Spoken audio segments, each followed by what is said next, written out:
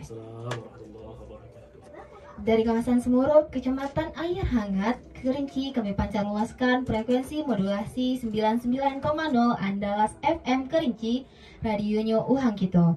Nah, selamat datang di podcast radionya Andalas. Nah, ruang inspirasi, refleksi, dan diskusi penuh makna. Kali ini bareng aku, Aurel, yang akan nemenin mitra Andalas semua di ajang Andalas Ngabuburit. Nah, dan di sini kita kedatangan tamu spesial, yaitu ada Buya Domi ya, dan ada kakak perwakilan dari IMM.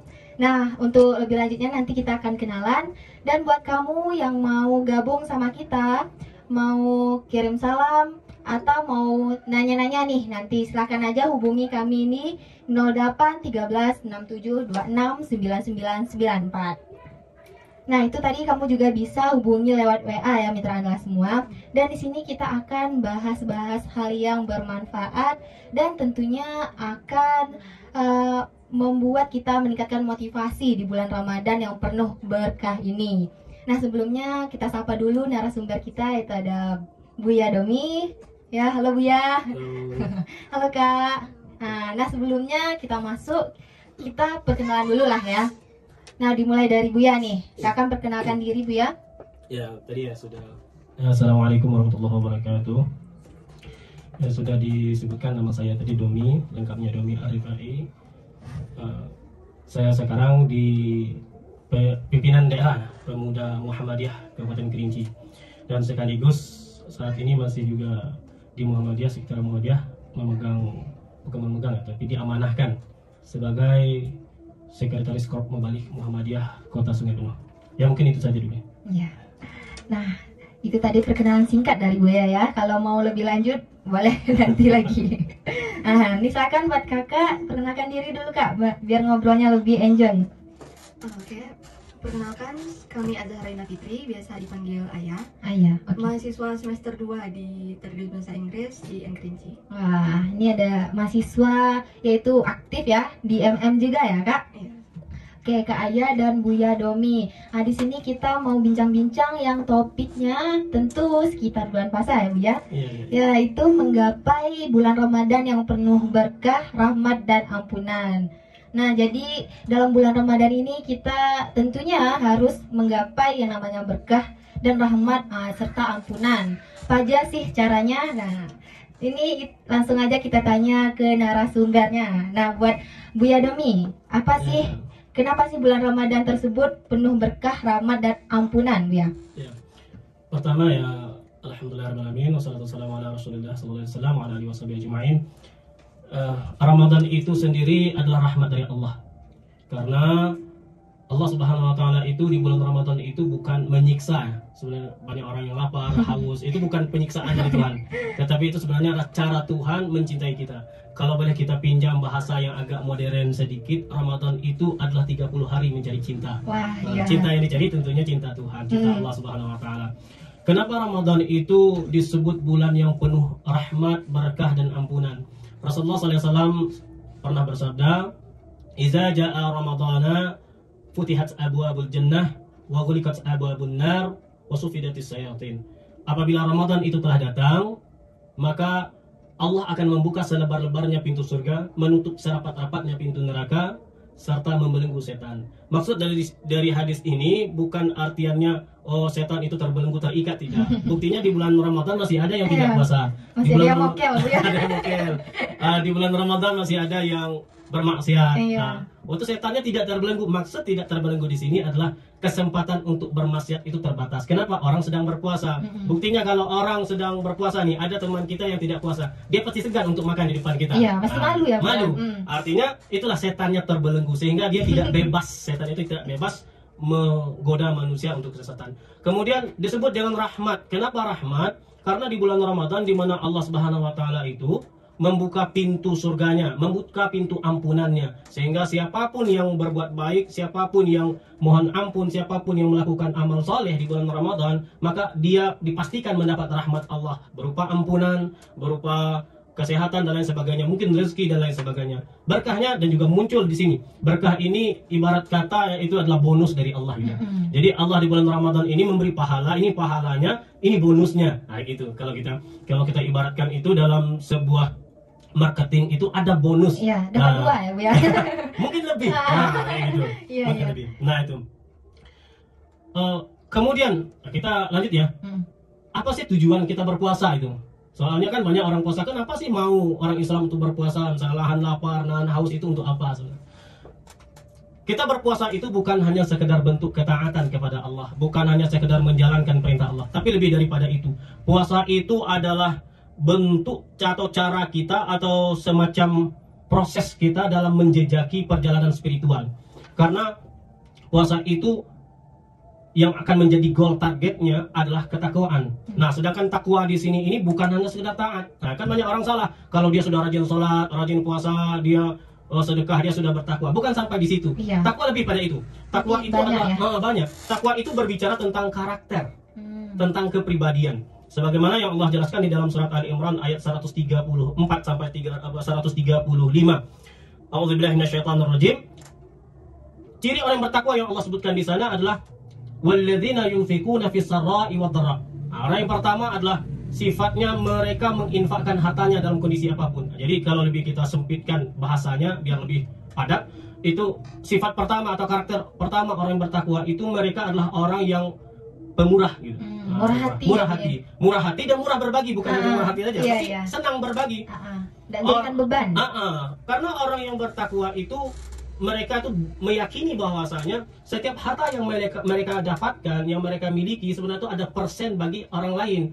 Karena kadang Allah memberi rezeki kepada orang lain melalui jalur kita. Iya, ada hak orang lain. Ada hak orang lain. Maka di dalam Islam ada kewajiban zakat, ada kewajiban bersedekah. Itu menandakan bahwasanya harta yang kita miliki itu ada hak orang lain di sana. Nah, itu pemurah. Orang yang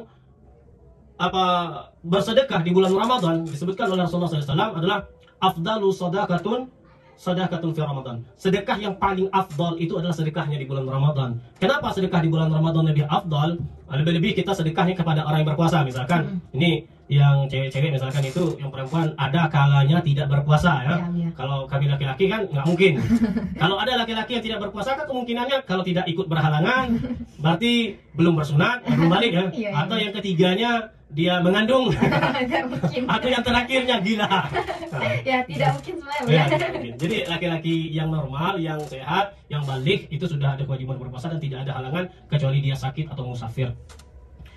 Kemudian sedekah yang dikeluarkan di bulan Ramadan, misalkan perempuan yang berhalangan bersedekah di bulan Ramadan, memberi makan, memberi takjil, perbukaan untuk orang yang berpuasa, dia sudah dapat pahala orang yang berpuasa. Berarti gitu ya, Biang, kalau untuk perempuan sendiri. Iya, jadi tidak puasa nih, misalkan katakanlah Aurel atau Ayah tadi tidak puasa, lalu Ayah atau Aurel membelikan takjil untuk orang yang berpuasa, sudah dapat pahala puasanya.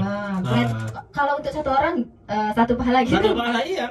Berarti kalau misalnya Aurel nggak puasa nih, Bu ya, ada berapa hari, setiap hari Aurel bersedekah itu pahalanya tetap mengalir. Iya, dapat pahala sama dengan pahala orang berpuasa itu. Masya Allah. Ini berkahnya gitu. Iya. Nah, ini berkahnya. Jadi siapapun yang kita berikan, misalkan kita beli makanan, itu yang kita berikan itu perbukaan, maka pahala dia sama dengan pahala kita, atau pahala kita sama dengan pahala dia yang berpuasa itu. Ya, itu berkahnya. Kemudian tentunya sedekah yang dimaksud itu adalah sedekah dengan barang yang berguna atau barang yang layak. Gitu. Dalam Al-Quran disebutkan lan tanalul birra hatta tunfiqu mimma tuhibbun. Tidaklah disebut sebagai sebuah kebaikan sampai engkau menginfakkan sesuatu yang engkau juga suka. Contohnya apa? Katalah kita makanan dulu, kita berpuasa berhubungan dengan makanan. Kalau kita menginfakkan makanan, infakkan makanan yang kita juga suka gitu. Jangan sampai kita nggak suka makan ke orang lain. Katakan gini, kita masak toco, katakan gini ya, masak toco, gulai toco. Gulai toco yang kita masak keasinan. Kita kan nggak suka yang asin nih, kita kasih sama tetangga kita. Ternyata tetangga kita darah tinggi gitu. Nggak bisa makan yang asin-asin. Akhirnya apa? Itu bukan kita niat untuk berbagi, tetapi karena kita tidak suka itu kita bagi kepada orang lain. Itu bukan disebut dengan sedekah. Sedekah itu membagikan sesuatu yang kita sukai. Ya, dalam artian harta ya. Jangan kita suka sama suami kita bagikan suami, enggak. Itu beda lagi konsepnya, ya. Itu beda lagi. Mentang-mentang suka dengan suami kita bagikan yang bisa. Berarti emang ya barang atau harta yang kita sukai. Iya. Kalau untuk orang itu beda lagi ceritanya. Jangan sampai ya, Boy ya. Dan tadi Buya udah membahas banyak hal tadi ya kan. Itu merupakan puasa ini 30 hari mencari cinta ya. Wah, berarti banyak hal yang bisa kita cintai, apalagi dengan diri kita sendiri, dan juga bisa berbagi cinta tentunya tadi dengan berbagi takjil misalnya ya Bu ya. Nah, kalau menurut Kak Ayah nih, kenapa sih bulan Ramadan disebut penuh berkah, rahmat, dan ampunan, Kak? Mungkin sudah disebutkan juga oleh Buya tadi ya kan Kak, dan juga koreksi jika salah ya Buya ya. Katanya di bulan Ramadan ini kita pahalanya dilipat gandakan ya Buya, dan juga seperti yang dikatakan Buya, kesempatan untuk bermaksiat itu terbatas kan Kak. Jadi sehingga kalau kita fokus untuk beribadah di bulan puasa ini, dari yang wajib sampai yang sunahnya, itu kita keluar dari bulan Ramadan ini mendapatkan ampunan dari Allah gitu. Mendapatkan ampunan ya tentunya dari berkah dan rahmat tadi, tentunya menuju ampunan Allah Subhanahu wa taala ya. Nah, kalau Buya sendiri apa sih keistimewaan dari bulan Ramadan ini dibandingkan bulan Ramadan lain ya? Kalau istimewanya bulan Ramadan ini dibandingkan Ramadan yang lainnya, ya menurut saya sama saja ya. Bulan Ramadan itu sama istimewanya dari ke bulan. Yang berbeda itu cuma cara kita menyikapi saja. Mungkin dulu ketika belum menikah kita jomblo Ramadan, sekarang sudah punya pasangan, Ramadan sudah bisa sahur bareng gitu. Kasihan bagi yang jomblo. Gini ya, Ramadan itu bukan hanya sekedar keistimewaannya seperti itu, bukan. Keistimewaan Ramadan itu lebih ke kesadaran spiritual. Karena di Ramadan itu Allah Subhanahu wa taala mengajarkan kita, itu yang pertama tadi kan pemurah, yang kedua itu penyabar dan pemaaf. Nah, di sini keistimewaannya, kita yang 11 bulan itu kan kadang emosional, tidak terkontrol. Nah, di bulan Ramadan ini Allah mendidik kita untuk menjadi penyabar, pemaaf. Kenapa? Karena kesabaran itu sebenarnya, kesabaran itu bukan sekedar ungkapan ya, bukan sekedar ungkapan. Kesabaran itu tidak bisa diungkapkan dengan kata-kata, tetapi ia timbul daripada jiwa kita. Itu kesabaran. Kesabaran itu adalah ketika kita mampu meneguhkan hati, melapangkan dada. Itu kesabaran. Nah, dan begitu banyak nih godaan-godaan setan di bulan Ramadan tuh banyak. Nah, meski setannya dibelenggu tapi godaannya banyak gitu. Kadang kita sore hari lewat ke pasar sore misalkan, banyak tajil kan, banyak tajil. Kita mulai nih, rasa ingin ini, rasa ingin itu, rasa begini, rasa ingin makan kolak, ingin makan cendol, misalkan es buah dan lain-lain. Itu juga butuh kesabaran, karena kesabaran itu tidak hanya sekedar berhubungan dengan musibah, tidak. Kesabaran itu setidaknya ada tiga kesabaran. Satu, pertama kesabaran terhadap musibah, itu sudah kita pahami. Ketika kita dapat musibah, kita bersabar, kita menerima takdir Tuhan, berlapang dada. Kemudian yang kedua, ada sabar di dalam ibadah. Nah tadi, ketika kita puasa, ini harus sabar, berpuasa itu harus sabar. Iya, menahan lapar. Ada yang bilang, saya pernah nanya dulu, kenapa kamu tidak puasa? Dia jawab, saya tidak kuat nahan lapar dan haus. Justru itu puasa itu nahan lapar dan haus. Ya beda lagi rasanya ya. Iya. Yang ketiga apa? Kesabaran. Kesabaran yang ketiga adalah kesabaran menghadapi godaan-godaan. Nah, karena puasa itu maksudnya al-imsak. Apa itu al-imsak? Menahan godaan. Menahan sesuatu yang membatalkan puasa. Jadi al-imsak itu bukan waktu imsak ya, bukan waktu imsak di pagi hari, itu bukan. Waktu imsak itu waktu tanda kita mulai berhenti makan, bukan berhenti tapi mulai ada jarak. Berhenti makan itu di waktu azan subuh. Kalau sudah azan subuh berhenti makan. Kalau imsak bunyi itu artinya kita mendekati waktu subuh. Mulailah berhenti makan. Nah, jangan sudah waktu imsak sudah masuk kita baru gendong nasi gitu. Bukan itu. Jadi puasa itu maksudnya al-imsak, menahan godaan. Nah, di sini butuh kesabaran. Kesabaran itu tidak mudah. Sabar itu tidak mudah. Orang banyak saya sudah sabar. Ya, sabar tapi hati. Nah, sabar tidak mudah. Maka Allah katakan wasta'inu bis-sabri was-salah wa innaha lakabiratun illa 'alal khashiin. Dan mohonlah pertolongan Allah dengan sabar dan salat. Sesungguhnya sabar dan salat itu tidak mudah kecuali bagi orang-orang yang khusyuk, orang-orang yang fokus mencari keridhaan Allah. Jadi dia itu melatih diri. Makanya puncak kesadaran manusia itu sabar. Manusia yang sudah mampu sabar, dia sudah sampai pada titik nilai kemanusiaan yang sesungguhnya, dan itu sulit. Dan kita belajar ke situ. Nah, disinilah Ramadan. Allah mengajarkan kita untuk mendidik diri kita untuk terus bersabar dengan 3 perkara itulah minimal tadi ya. Bersabar dalam musibah, bersabar dalam ibadah, bersabar menghadapi godaan. Nah, itu keistimewaan Ramadan menurut saya. Berarti emang istimewanya itu kita dilatih ya Bu. Iya, dilatih betul. Dilatih. Apalagi 30 hari itu bukan sebentar ya Bu ya. Tentunya bisa meningkatkan ibadah kita, pribadi kita lebih baik ya Bu. Orang yang gagal dalam latihan sudah dapat dipastikan gagal dalam pertempuran. Ya, sebulan latihan kita aja udah KO. ya, kita sudah dapat lihat Iya, itu. iya. Kayak gitu. Jadi intinya kita latihan ya Iya, untuk iya. menggapai kesabaran itu. Yang 11 bulan berikutnya. Dilatih dalam 1 bulan atau Iya. 30 hari tadi. Nah, kalau menurut Kak Aya nih, apa aja keistimewaan dari bulan Ramadan dibanding bulan Ramadan lainnya? Ataupun bulan lainnya? Mungkin kalau masalah sabar sudah dibahas oleh Buya ya.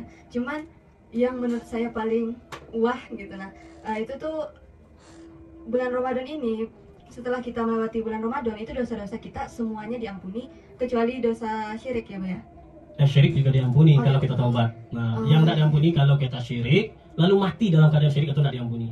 Nah, Belum bertobat ya? belum bertobat. Kalau tobat diampuni juga. Nah, Berarti emang Allah Maha Pengampun iya, ya? betul. Kalau ini ya, Ramadan ini ampunan Allah itu tidak terbatas. Kalau kita datang kepada Allah dengan dosa yang sebesar gunung, maka Allah akan datang dengan ampunan sebesar bumi. Kalau kita datang kepada Allah dengan dosa seteguk air, Allah akan datang dengan ampunan seluas lautan. Kalau kita datang dengan dosa seluas langit, akan Allah akan datang sebesar semesta. Artinya apa? Ampunan Allah itu berlipat kali ganda. Allah itu tidak akan pilih-pilih dalam mengampuni hambanya, tidak. Asalkan dia mau bertobat. Iya, asalkan mau ya. bertobat, sebesar apapun dosa itu. Maka orang yang telah diterima taubatnya di sisi Allah, ini ampunan Allah. Allah akan hapus seluruh. Ini yang enaknya di situ. Allah ampuni. Misalkan ada seorang yang dosanya menggunung, Allah akan hapus sehingga dosanya menjadi kosong, nol. Dia kembali ke titik nolnya itu. Iya. Luar biasa. Jadi bersih ya, iya, Bu ya? apalagi kalau kita terus bertobat. Maka kata Nabi SAW, kullu bani Adam khata'un khairul khata'in at-tawwabun. Semua anak Adam itu memiliki dosanya masing-masing. Dan di sini kita bertiga pun tidak ada yang tidak punya dosa. Iya. Semua anak Adam punya dosa masing-masing, dan sebaik-baik orang yang berdosa adalah mereka yang segera bertaubat. Nah, di situ tadi sama dengan yang disampaikan ayat tadi, ampunan Allah itu, sehingga artian kita keluar pada Ramadan, Allah mengampuni kita dengan keadaan dosa-dosa kita telah dihapus. Nah, itu yang makna yang disampaikan oleh Rasulullah juga, man shoma ramadhana imanan wa ihtisaban ghufira lahu ma taqaddama min dhanbi. Siapa yang berpuasa karena iman, karena keyakinannya, akan dibalasi, diampuni, diberi rahmat, berkah dari Allah Subhanahu wa taala, wa ihtisaban, dan dia penuh kehati-hatian memperhatikan rukun puasanya, memperhatikan syarat sah puasanya, memperhatikan kewajiban-kewajiban dan sunnah-sunnah di dalam Ramadan, maka insya Allah ghufira lahu ma taqaddama min dhanbi. Diampunilah semua dosanya diampuni. Nah, termasuk syirik, termasuk syirik diampuni dengan itu karena dia berpuasa tadi. Nah, kayak gitu. Sangat istimewa Nah, ya. sangat istimewa. Asalkan kita ya melatih diri tadi. Iya, melatih diri. Ya, sehingga kita di bulan Ramadan kan menekan hawa nafsu nih. Nah, setidaknya ada 4 tingkat nafsu.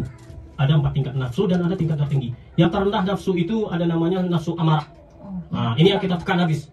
Innan nafsa la amartum bisu', dalam Quran disebutkan. Sesungguhnya nafsu amarah itu mengajak kepada keburukan. Nggak ada orang yang sedang amarahnya memuncak, dia tuh langsung baik. Iya, nggak ada. Nah, orang yang amarahnya memuncak kan hilang akal. Iya. Namanya marah itu hilang akal. Iya. Nah, makanya kata Nabi, marah itu pintu masuknya setan.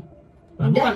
terpengaruh ya. Iya, kalau kita marah satu saja, maka setan akan membesar-besarkan masalah itu. Misalkan, Iya, itu.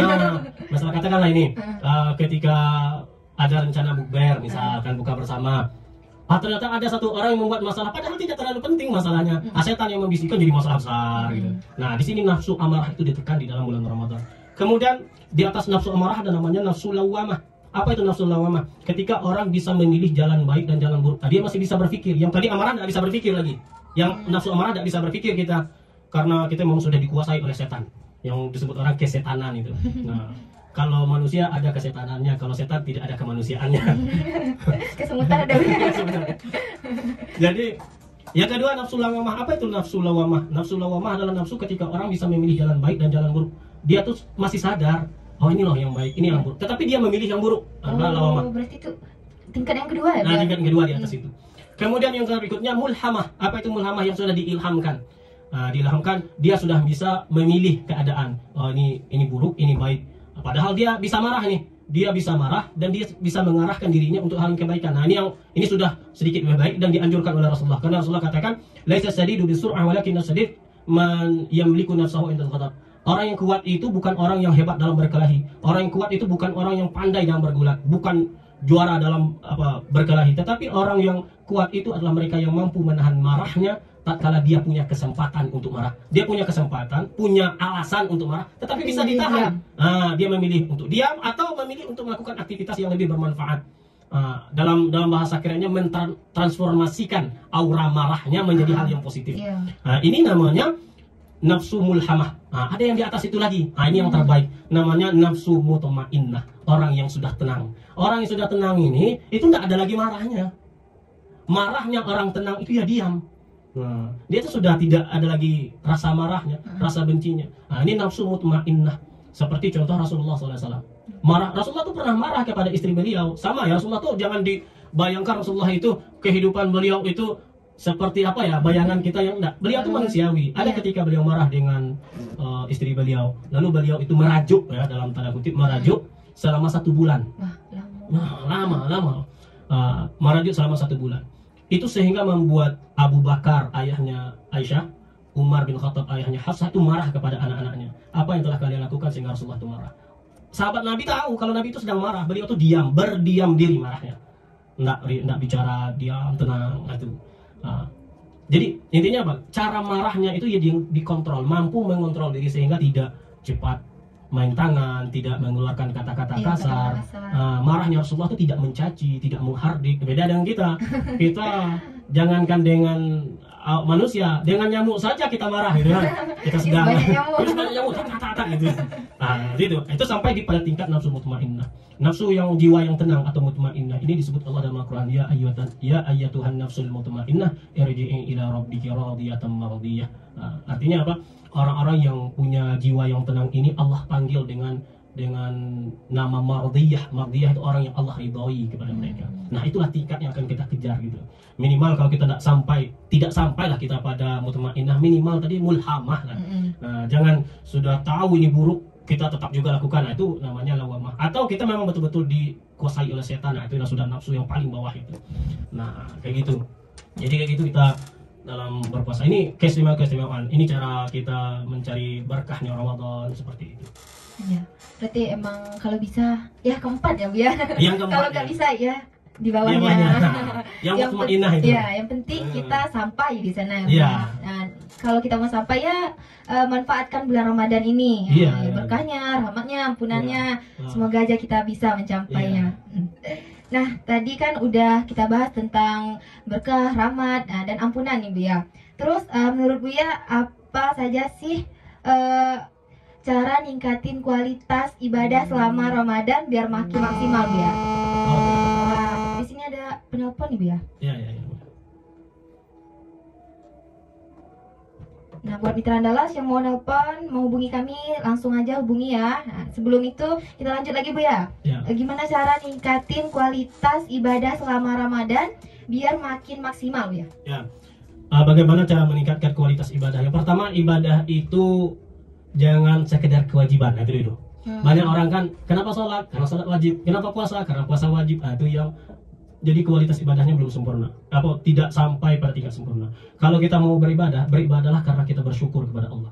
Kenapa Anda sholat? Karena saya berterima kasih Allah telah memberi anugerah kepada saya. Maka cara terima kasih itu adalah ibadah. Kita bersedekah, berterima kasih.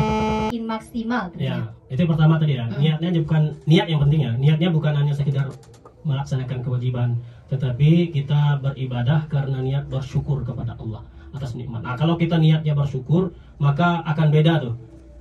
Rasanya itu akan beda, zuhnya itu akan berbeda. Kalau sekedar kewajiban itu lepas kewajiban selesai. Tapi kalau kita bersyukur, maka akan ada kenikmatan tersendiri di dalam ibadah itu. Nah, itu yang pertama. Yang kedua, bagaimana kita meningkatkan, sudah kita niatnya untuk bersyukur, kita tingkatkan itu ya perlahan sesuai dengan kemampuan kita. Karena ketakwaan itu ittaqullah mastata'tum. Bertakwalah kepada Allah sampai dengan kemampuan Anda saja. Jangan dipaksakan. Karena kalau kita maksakan diri dalam ibadah itu kita yang capek. Nah, misal gini, kita adalah membaca Al-Quran semalam harus sampai 1 juz. Tapi kita ngantuk betul. Itu nggak akan maksimal ibadah itu. Lebih baik tidur. Lepas habis baca yaudah. Ya baca saja sampai sudah memang nggak sanggup lagi, ini sudah ngantuk betul, ya tidur.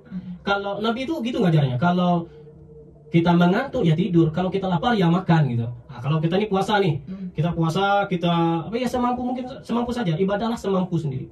Jangan kita paksakan diri, nanti insya Allah kualitasnya akan naik. Kemudian yang ketiga, kualitas yang ketiga ittiba, caranya caranya sesuaikan dengan cara Rasulullah. Jadi ibadah itu tidak bisa sesuai dengan kehendak selera kita. Saya mau begini, saya mau nggak bisa. Ibadah itu sesuai dengan apa yang diajarkan oleh Rasulullah. Karena kalau tidak sesuai dengan apa yang diajarkan oleh Rasulullah, maka kualitas ibadah itu tidak dinilai oleh Allah Subhanahu Wa Taala. Nah, itu yang pentingnya. Pertama niat, kedua caranya, itu yang terpenting. Nah, nanti insya Allah kita akan belajar terus meningkatkan itu.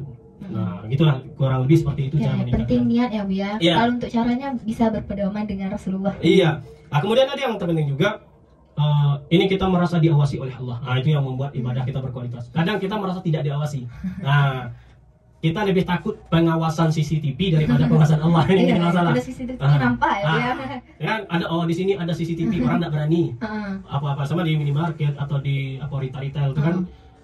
Ketika kita ini diawasi CCTV, tidak ada orang berani mencuri. Kenapa diawasi CCTV? Tapi kenapa orang berani mencuri di tempat yang tidak ada CCTV? Padahal CCTV di atas. Gitu. Merasa tidak diawasi oleh Allah. Tapi ketika kita merasa diawasi oleh Allah, maka tidak ada kemungkinan kita melakukan kesalahan. Nah, di sini ini. Nah, itu yang penting, merasa diawasi, kemudian meyakini bahwasanya kebaikan yang kita lakukan itu pasti ada ganjarannya. Nah, itu yang terpenting. Setiap kebaikan itu pasti ada ganjarannya. Nah, kalau kita sudah yakin seperti itu, maka kita akan termotivasi. Yang terakhir, yang kelima, itu kita berbuat baik atau beribadah itu jangan karena siapa. Jangan karena siapa. Beribadahlah karena Allah, bukan karena siapa. Orang mau memuji, orang mau menghina, itu bukan jadi persoalan bagi kita. Nah, itu orang yang baik, yang orang beriman itu. Dipuji dia tidak menjadi raja, dihina dia tidak menjadi sampah. Nah, di situ titiknya. Halo. Nah, mau nanya apa, Kak?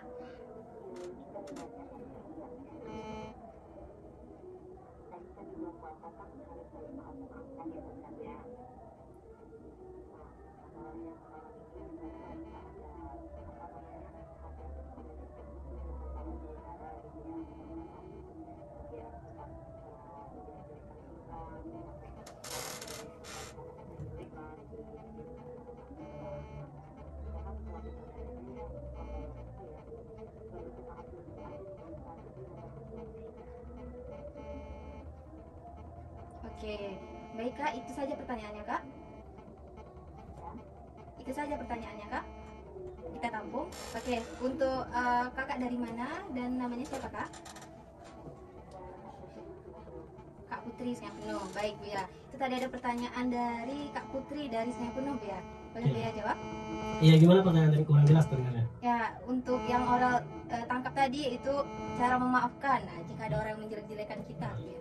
Iya. Kita dalam hidup bermasyarakat itu sudah pasti ya, kita ingin semua orang tuh sayang, suka dengan kita, itu tidak mungkin. Pasti ada yang memburukkan, yang merendahkan. Kalau ibarat kata yang dikatakan Buya Hamka itu, kalau padi ditanam, rumput pasti tumbuh. Setiap kebaikan yang kita lakukan itu ada saja keburukan-keburukannya. Bagaimana cara kita memaafkan ya, memaafkan. Nah, kalau saya lebih bagaimana kita mengelola.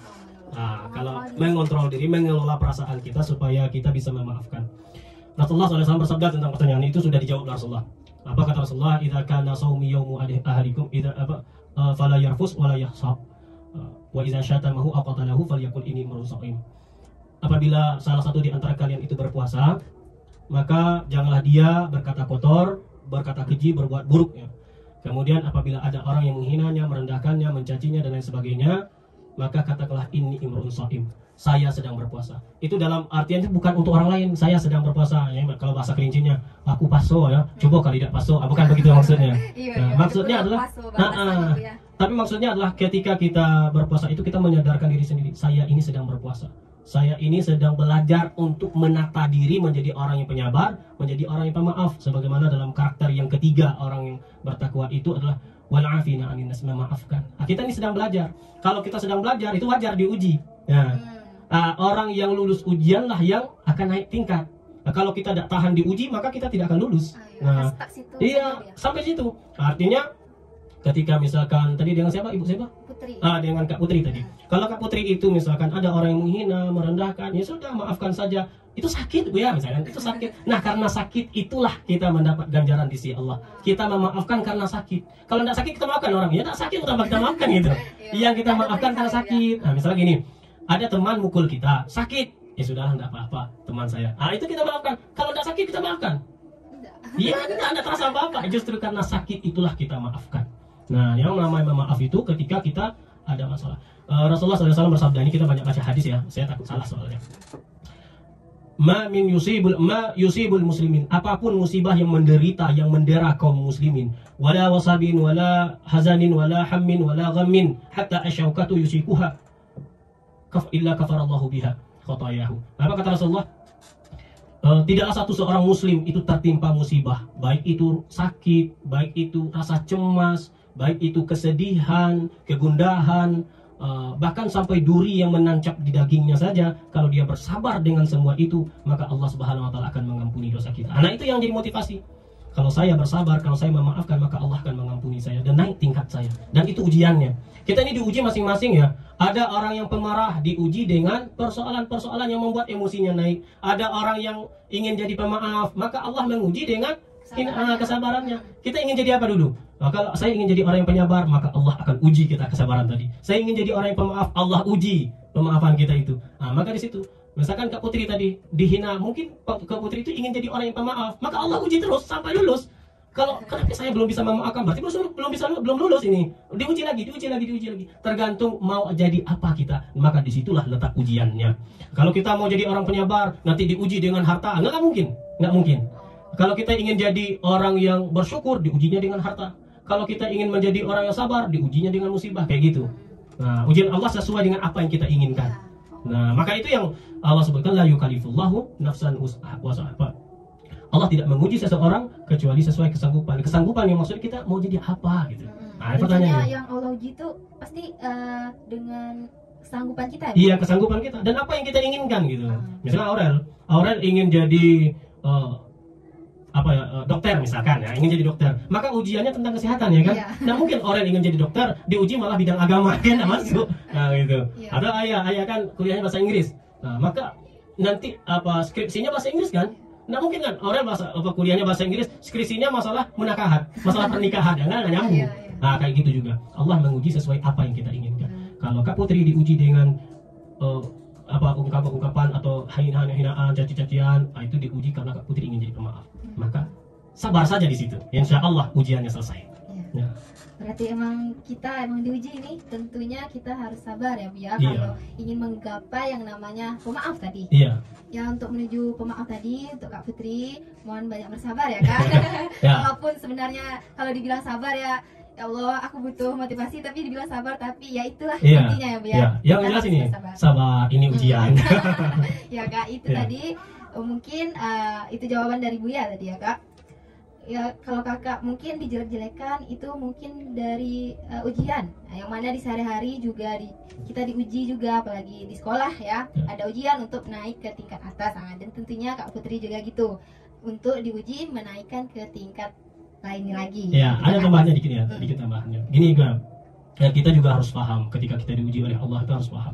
Diuji dengan cara hinaan atau apa. Sebenarnya apa yang orang ungkapkan kepada kita itu hinaan, sebenarnya jangan jadikan ini dalam bentuk hinaan orang kepada kita, tapi jadikan itu motivasi kita untuk lebih baik. Ketika orang menganggap kita katakanlah kamu itu bodoh misalkan, itu menjadi motivasi kita, saya harus pintar sehingga dia tidak mengatakan saya bodoh. Sebenarnya kayak gitu.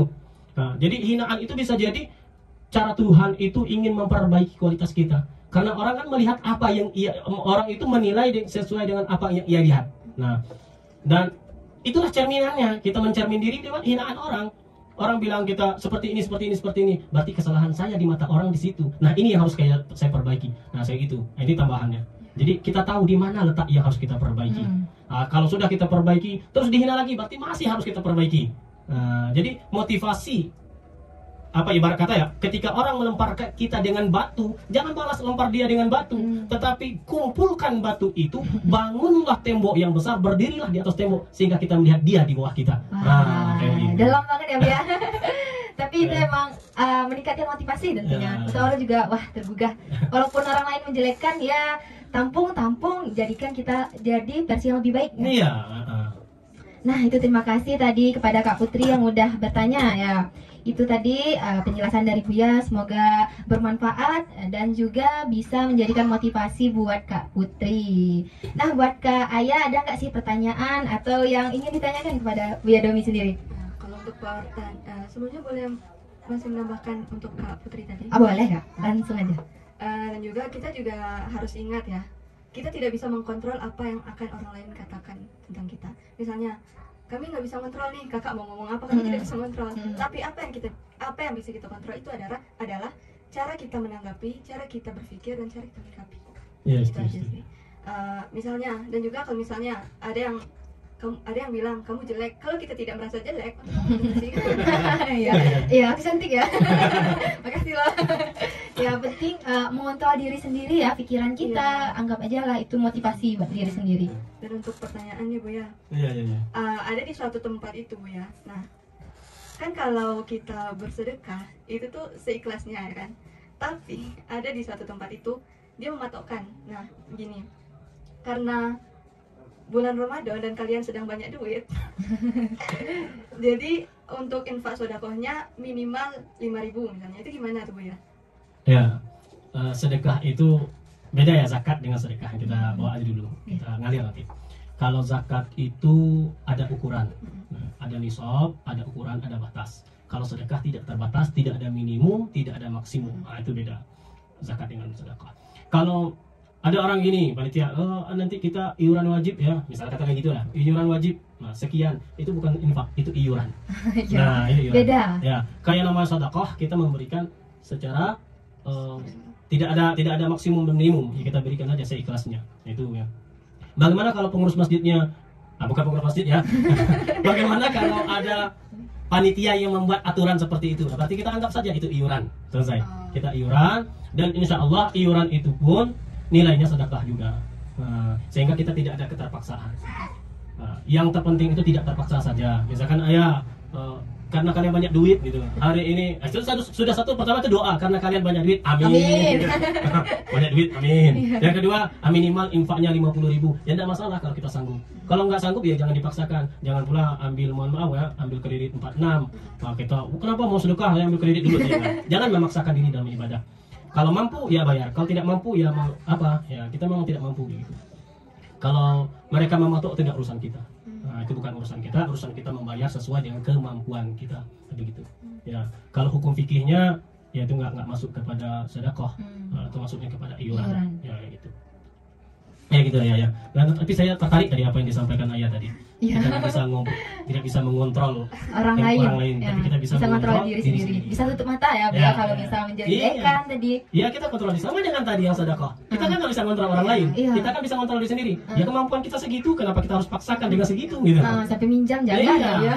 Kemampuan kita segini, kita minta mau segitu, nanti nggak bisa. Ya sudah, sesuai kemampuan saja.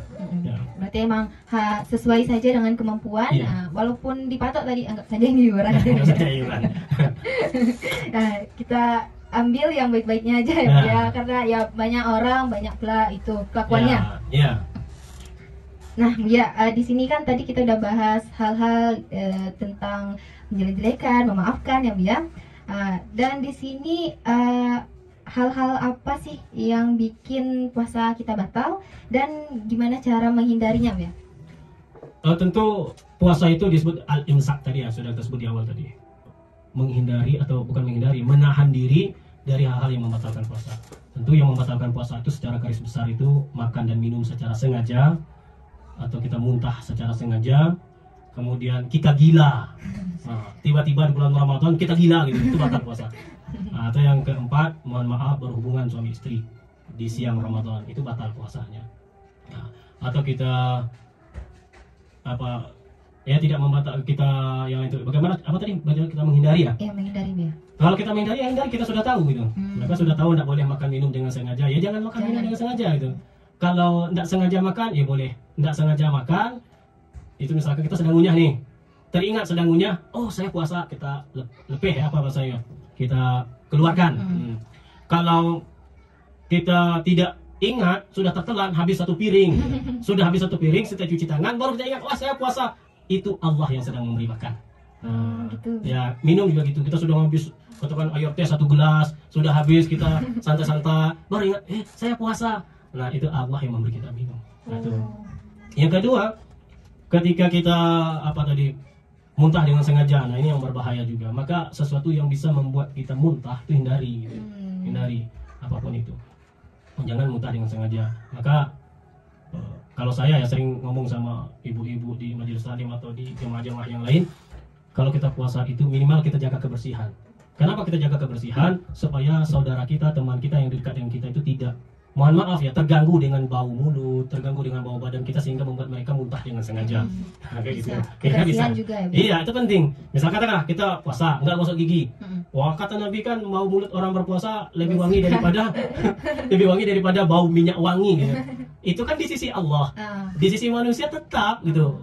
Tetap bau. Maka gosok gigi. Kalau kita boleh ya, Bu ya? Boleh, enggak membatalkan puasa. Yang membatalkan puasa kita telan odolnya. Ada rasanya tentunya batal ya, Bu ya? Kita gosok gigi, kemudian kita kumur-kumur, airnya enggak keluar, masuk ke mulut. Nah, itu batal. Sambil nyelam, minum. Ya, berarti gitu. Jaga kebersihan tadi ya. Ya, betul. Boleh banget kalau mau gosok gigi ya jangan diminum ya. Itu adalah semua. Ya.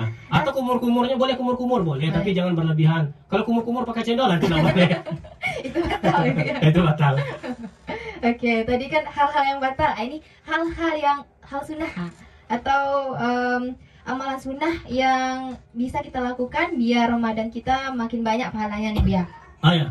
Ini amal-amal yang mendatangkan keberkahan di bulan Ramadan. Tadi sudah berkahnya Ramadan sudah kita jelaskan. Amal-amal sunnah yang bisa mendatangkan keberkahan. Pertama kita mulai dari sahur saja dulu. Sahur itu sunnah dan berkah. Kata Rasulullah, "Tasahharu fa inna fi suhuri barakah." Bersahurlah kalian karena dalam sahur itu ada berkah. Nah, ini lebih yang cewek-cewek yang ingin diet gitu kan.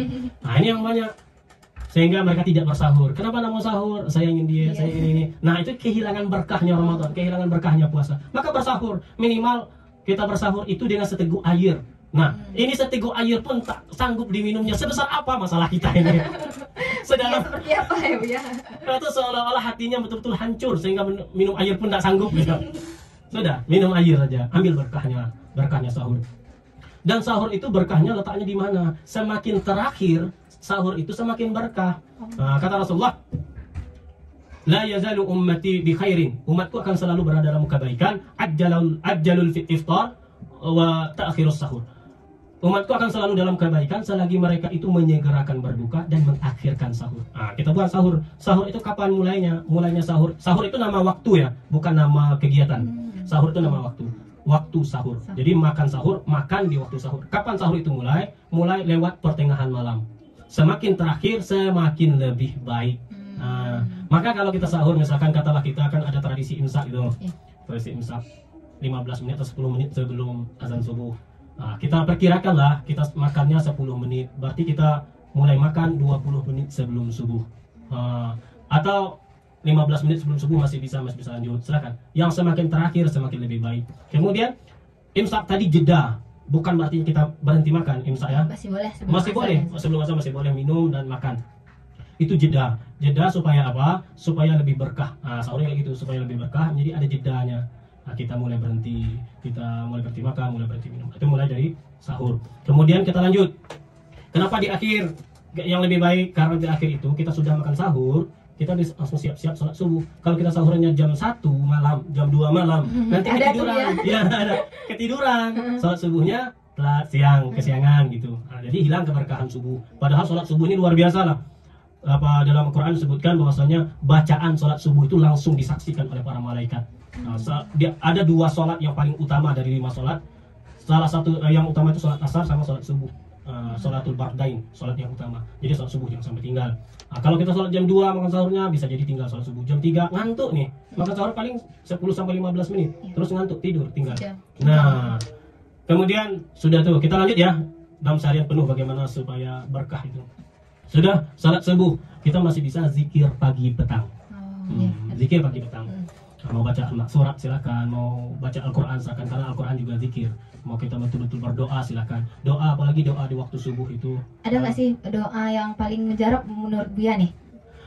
Gini ya, kita pakai yang Nabi ajarkan saja ya.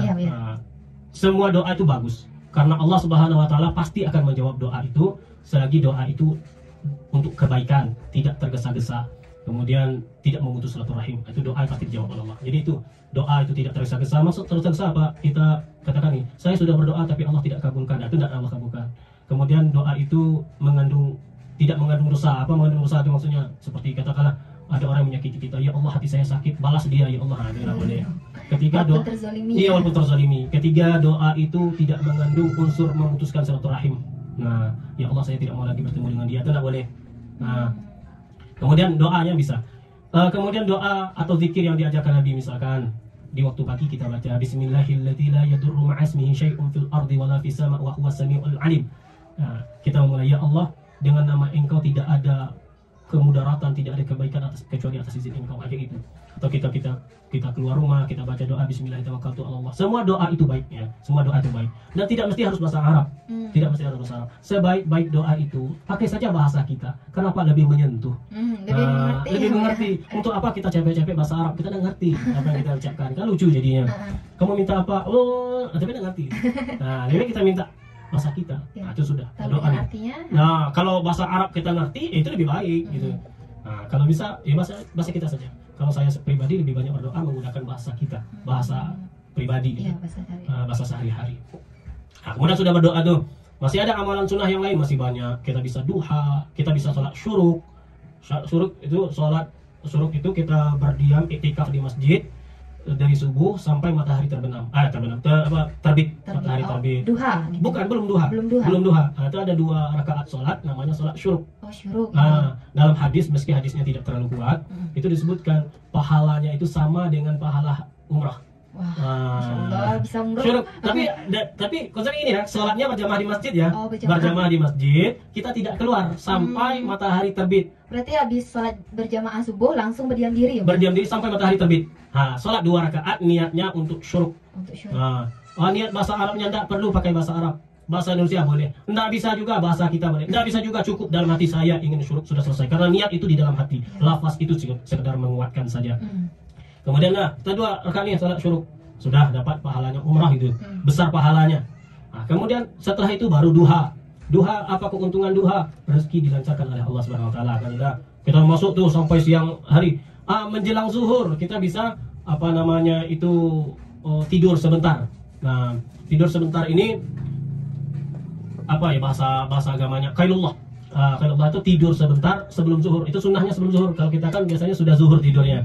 Nah, kalau sunnahnya sebelum zuhur. Nah, tidur sebelum zuhur, lalu bangun di waktu zuhur kita sholat zuhur. Nah, kita laksanakan aktivitas seperti biasa. Puasa itu bukan waktu kita untuk bermalas-malasan.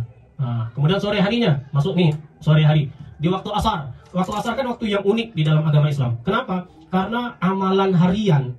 Nah, kalau dalam bahasa sederhananya, laporan hariannya malaikat kepada Allah, kepada Allah waktu asar. Iya, waktu asar. Maka Nabi katakan, siapa yang meninggalkan sholat asar dengan sengaja, maka Allah tidak menghitung amalnya dari pagi. Kalau siapa yang nggak sholat asar? Kayak gitu.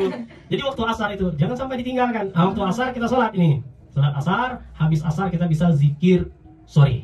Kan ada zikir pagi tadi.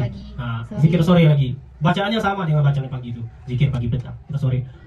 Menjelang kita berbuka. Oh, kalau saya ingin jalan-jalan, bisa ngabuburit gitu, ya silahkan, boleh. Gitu. Tapi perhatikan juga adab-adabnya. Jangan sampai, mohon maaf ya, kebanyakan anak muda sekarang kan ngabuburitnya nongkrong di pinggir jalan, rame-rame. Berikan hak pengguna jalan.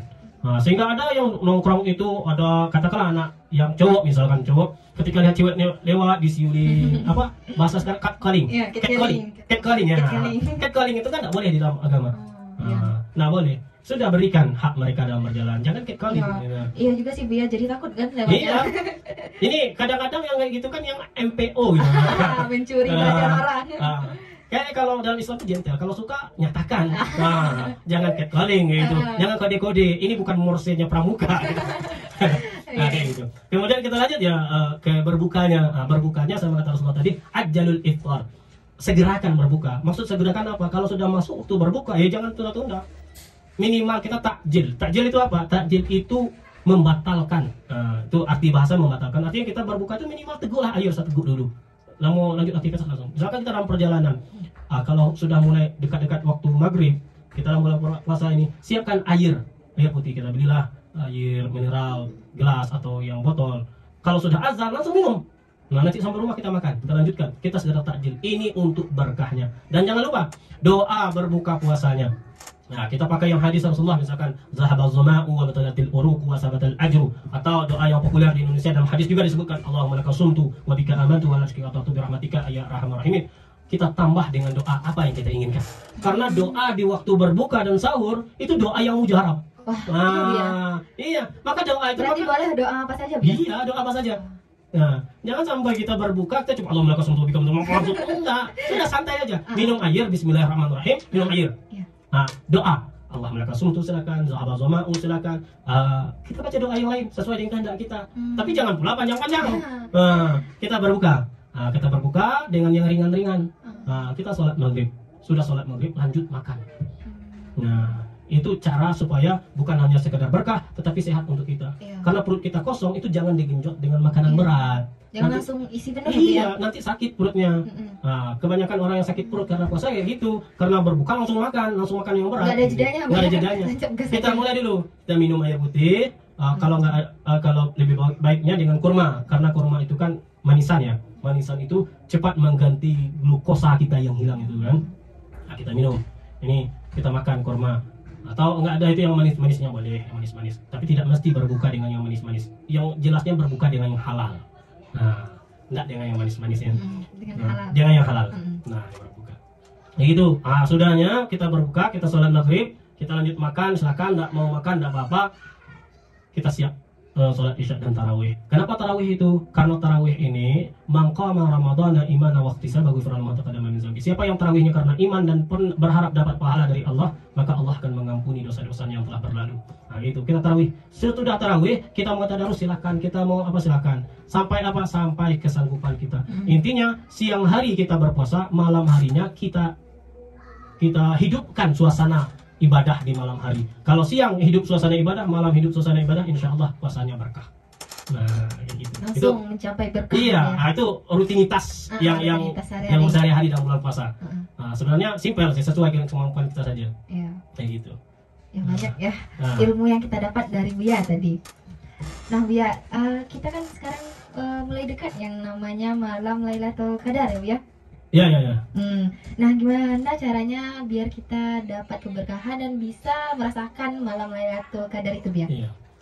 Pertama, kita tahu apa itu Lailatul Qadar dulu. Lailatul Qadar itu adalah malam yang diberkahi oleh Allah Subhanahu wa taala, karena malam Lailatul Qadar itu diyakini bahwasanya malam turunnya Al-Qur'an pertama kali. Disebutkan di dalam Al-Qur'an, inna anzalnahu fi lailatul qadar. Sesungguhnya Al-Qur'an itu diturunkan pada malam Lailatul Qadar.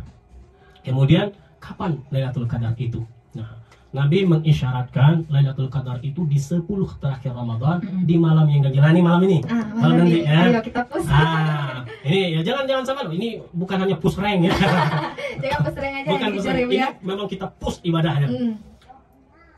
Malamnya ini keberkahannya lebih baik daripada 1000 bulan. Artinya sholat satu malam Lailatul Qadar itu lebih besar pahalanya daripada kita sholat 1000 bulan siang dan malam. Nah, siang malam kita sholat 1000 bulan. 1000 bulan itu berapa tahun ya? Ya lah 1000 bagi 12 ya. Banyak ya. Nah, kita sholat umur kita iya nggak cukup. Nah, kita beribadah selama itu siang dan malam tanpa jeda. Lebih baik sholat semalam Lailatul Qadar. Luar biasa bukan main. Ini keberkahan juga dari Allah, rahmat Allah. Nah, kemudian pertanyaan berikutnya, bagaimana ciri-cirinya? Nah, ini yang penting. Kalau kita tidak tahu, waktunya tahu ciri-cirinya apa? Waktu Lailatul Qadar itu malam ganjil di 10 terakhir. 21, 23, 25, 27, 29. Ciri-cirinya. Salah satu ciri-cirinya yang paling mudah kita amati adalah malam Lailatul Qadar malamnya tenang. Tenang. Tidak terlalu panas, tidak terlalu dingin, ya. Pokoknya tenang, suasananya tenang. Kita akan merasakan itu. Mungkin pernah selama ini bertemu kok malam ini tenang, adem, enak, nyaman ya. Nah, itulah malam Lailatul Qadar. Kalau siangnya bagaimana? Kita tahu malam tadi Lailatul Qadar. Oh, cirinya juga sama, siangnya tenang, hening, tidak panas, tidak dingin. Padahal matahari terik, tapi nyaman. Nah, itulah Lailatul Qadar. Nah, itu cirinya. Salah satu ciri yang bisa mudah kita jumpai. Jadi, siapa yang dapat Lailatul Qadar? Semua orang yang beribadah pada malam Lailatul Qadar dapat Lailatul Qadar. Berarti tiap malam tuh atau satu malam aja yang bisa kita dapatkan, Buya? Allahu a'lam. Nah, kita tidak tahu karena itu adalah gaib. Lailatul Qadar itu gaib. Nah, intinya kalau kita sholat di malam Lailatul Qadar, maka apapun yang kita minta insya Allah dikabulkan. Nah, maka ini saya mengisyaratkan kepada yang jomblo-jomblo, doa di malam Lailatul Qadar. Lebih keras ya. Nah, kayak tadi udah dibilang sama Buya kan. Langsung aja. Nah Kak Aya, tadi kan udah kita bahas dari segi pandangan Buya nih. Nah, kalau pandangan Kakak, gimana caranya biar kita bisa dapat keberkahan dalam malam Lailatul Qadar? Mungkin sudah diwakili juga oleh Buya ya. Oke. Jadi intinya sama ya Kak. Ya. Walaupun begitu kita tetap mencari yang namanya malam Lailatul Qadar. Yang mana tepat malamnya ya Bu ya? Iya, insya Allah. Insya Allah malam ini. 21 malam ini. Karena Ya. ditandai malam-malam ganjil. Iya. 21 ya malam ini? 20 atau 21? 21. 21 malam. 21. Ya, 21 malam. Insya Allah lah. Malam 21, 23, 25, 27, yang ganjil-ganjil di 10 terakhir Ramadan. Tapi jangan juga beribadahnya ngejar yang ganjil aja. Sekali Nah, ya. iya, itu juga nggak pas gitu ya. Maksudnya beribadahnya dioptimalkan di malam 10 terakhir Ramadan ini. Insya Allah dapat Lailatul Qadar. Ya. Nah, kalau ada yang hutang, berutang, maka doa ya Allah, ini utang banyak, belum ada pelunasnya ya Allah, mudahkan rezeki kami. Jangan kata ya Allah lunasi ya Allah, enggak. Gak bisa Allah lunasi ya. Nah, Minta solusi. Minta solusi. Insya Allah Lailatul Qadar. Doa kita, satu doa itu lebih baik daripada berdoa 1000 bulan. Satu solat lebih baik daripada solat 1000 bulan. Satu Al-Quran ayat Al-Quran yang kita bacakan lebih, itu kalinya. Kali pahalanya lebih baik daripada 1000 bulan. Enggak cuma kali satu ya. Cuma kali satu. Kali 1000 bulan. Kali-kali banyak nih. Nah ini kalau dalam istilah apa yang orang sekarang jackpot ya. Oh, dapat jackpot. Dapat jackpot. Gitu. Nah, Jadi jackpotnya kalau Ramadan. yang dapat jackpot tadi beruntung seberuntung. Nah, ya. iya betul. Ya, berarti emang banyak banget nih, apalagi di malam kita berpuasa terus ketemu malam Lailatul Qadar, yang manfaatkan ya, Iya, biar manfaatkan. dapat jackpot kata Buya tadi. Nah, untuk menghemat waktu, boleh kita Buya dan Kak Aya nih kasih closing statement ya Buya untuk penutup kita hari Nah, ini. siapa dulu nih? Mulai dari Buya lah. Oke. Ramadan datang dan pergi, dan kita tetap di sini menunggu kedatangan Ramadan berikutnya. Karena Ramadan itu datang dengan waktu yang tidak terlalu lama, maka manfaatkan waktu yang sedikit ini, karena kita belum tentu akan bertemu dengan Ramadan berikutnya.